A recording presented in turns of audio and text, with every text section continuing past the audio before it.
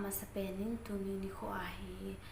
sei do nom alo le phun do nom kalunga hin a omin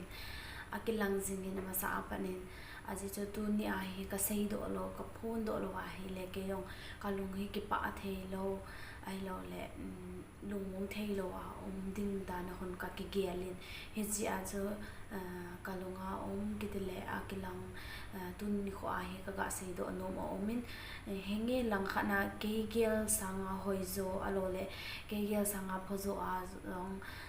thil ke sanga ching a thim hon jong bol nan te sei na wente a hi wanga chu ken jo atum be a ka ga thu them ka ga sei no ma hi je chon hi chi video he kan se ba hi in chule keima kapa se ko ma ka sei no po je chu le se chunga kapa te zo se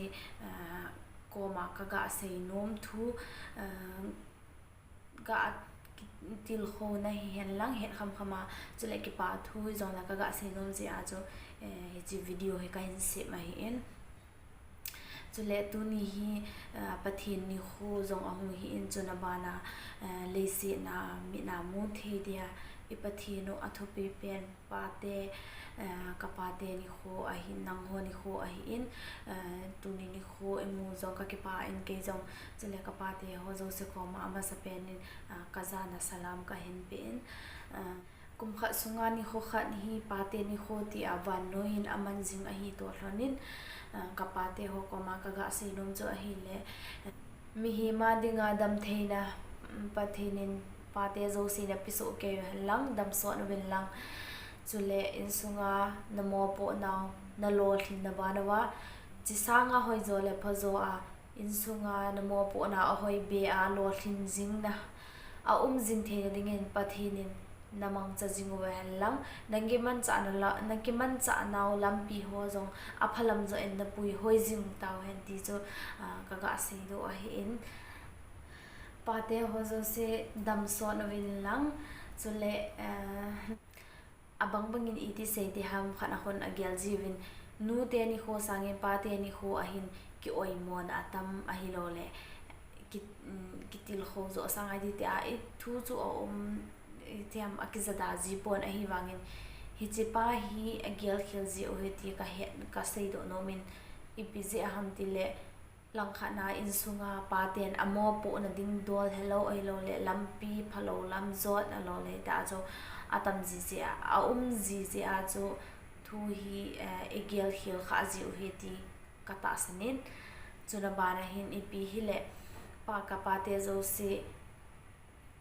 in sunga nalo thing so ke win ka ki pa so ke ho zo nang ho za la hi chan in sung ai lo in sung ho ai in hi chi ke wang chan za ka phao hin lung neo lova na ji naw lampi ho a phalampi zo an chi na ba na wa na chi be ki no wa na za te win zo na khonu ka hin zui jing the naw hi the na ding na lung thim zo pathenin na man cha pe jing taw hen ka to se hi iti ham ki chapang heng ting a hling selin sei do zo hi zong leng I na che owa tu ni kho a hi ka pa da poi te alung neu na I ma cha nei lo dio pathin a nga I taw jing dio pa hi am koi zo se a ding hin de o min ke ka hi nang na hi loi te ho ule naw te ho a hi lung neu na lo wa pathin a nga I ma zo si khan do jing po a hi le ima hi alam pi ji in aje cho pathin thil agon ho alo le thil abol ho hi asilang dinga agon ahi lo le asilang dinga abol ti dingin ta san na pon na pathin in ima zo se a phalam zo a egun pi zo ji o hi ti pa hi isu min lo hil ding wa chai ne ke ya ka ga se in no mona lung no mona inei lo dio hi chule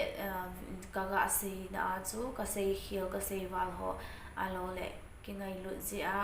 mi lung nat na thei ka sei do kha a zong le ki ngai da mutin dio ka hin sip na hi chan jong hin tin ima hi bol khil jong nom te ji in ji a jo ipi hi le ene ki he thim so ke divin